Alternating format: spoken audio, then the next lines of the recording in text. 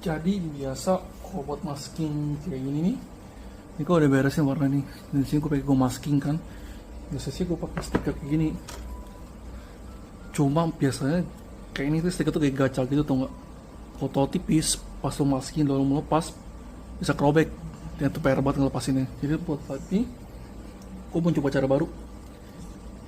Ini gue print 3D pakai itu gambolat A1 mini gue.